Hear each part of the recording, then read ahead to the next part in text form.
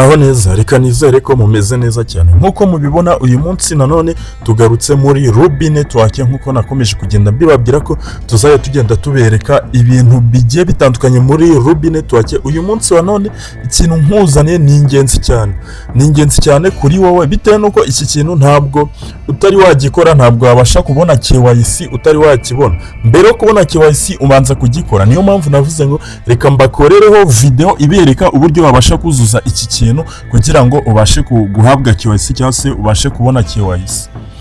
Nta kindi uzakora rero mbere yo kugira ngo dutangire, ndakwibutsa gukanda subscribe, like, comment, share. Hanyuma niba hari igitekerezo ufite cyangwa se hari ikibazo ufite kuri Rubinetwork unyandikira muri comment, ndaza tukirebere hamwe.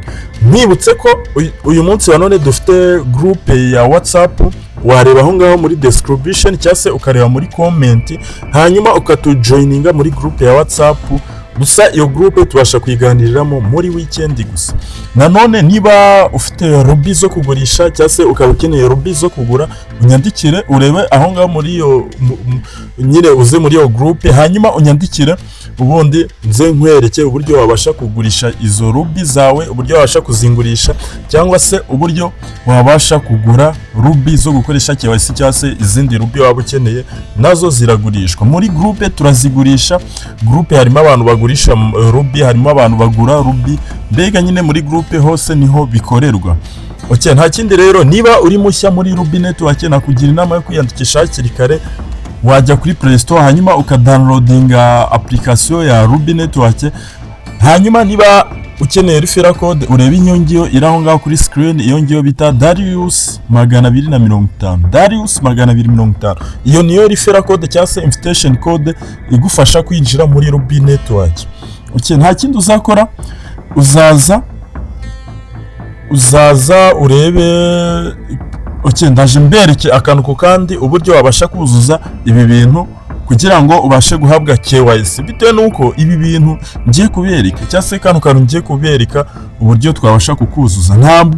Ntabwo baguha KYC utari wakuzuza. Nta kindi uzakora, uzaza hano kuri wallet.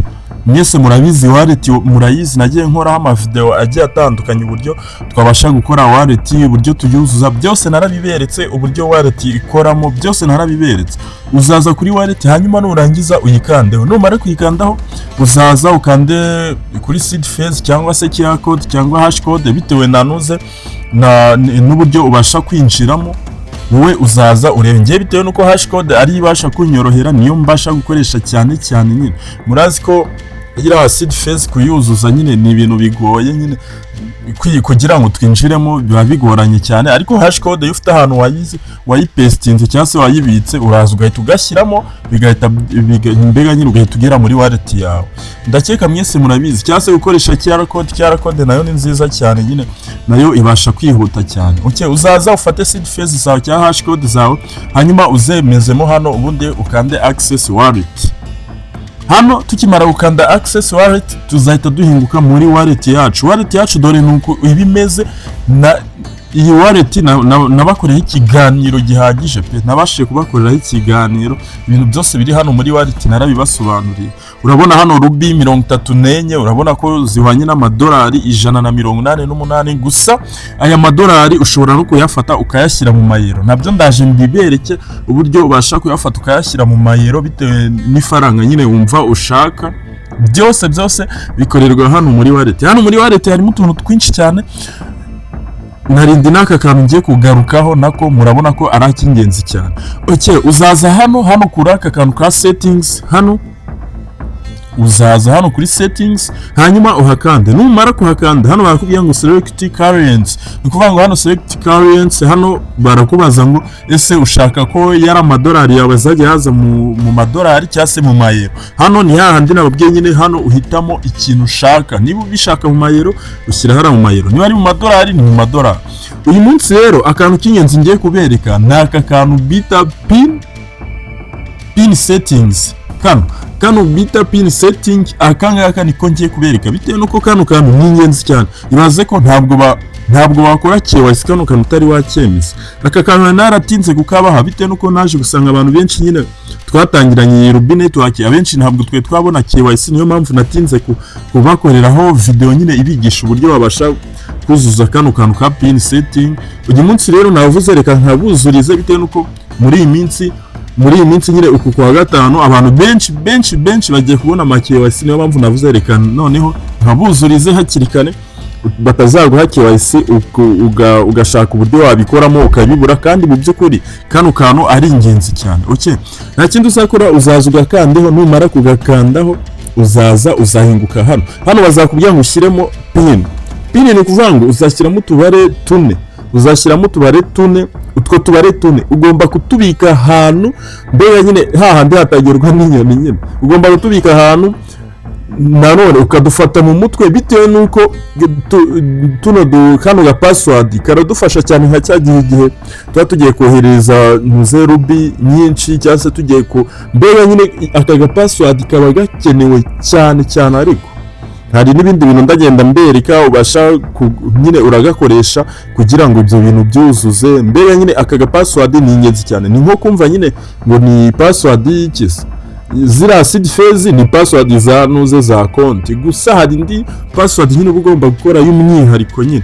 Okay, hano no kuvuga ngo uzaza ushyiremo ako ga password, uzaza ugashyiremo witonze. Kaga password nyine uzashyiramo ugomba kugafata mu mutwe bitewe nuko hano niyo umuntu yaba zira hash code zawe cyangwa zira seed phase zawe, aka ga password atakazi zinonuze izi Rubi ntacyo zamumarira, yajya zirebesha amaso gusa, ariko kugira ngo azoherereze byamugora atakazi kano ga password. Nta kimibare ine, uzaza uyishyiremo witonze, numara kuyishyiramo uzaza ukande hano handitse apply, uzakanda hano handitse apply. Icyo gihe numara kuhakanda apply, icyo gihe password uzaba uyisetinzemo. Okay, noneho reka tuze hano dukande hano handitse pin setting, noneho murebe ko kaga password kajyemo. Urabibona kaga password kahise kajyamo direct, urabibona kahise kajyamo, ni ibintu nyine biba biri automatic, murabibona.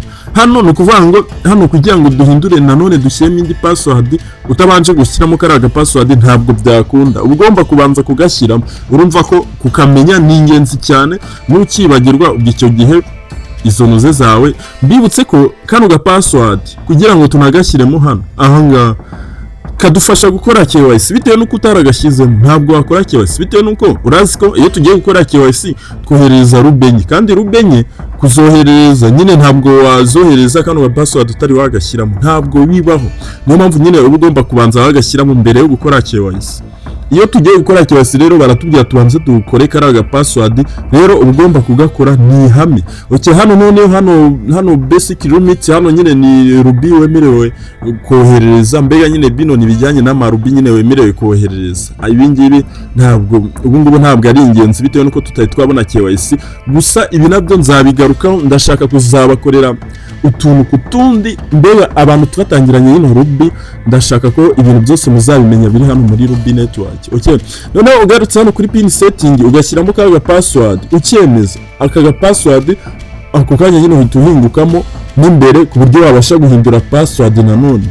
Kandi ga password ni ingenzi, ndababwira ko aka password utakazi ntiwabasha koherereza Rubi, kandi muzagenda mubibona nibabasha kuduha KYC dushaka nko kohereza Rubi, muzabibona ko iyi password aba ari ingenzi cyane.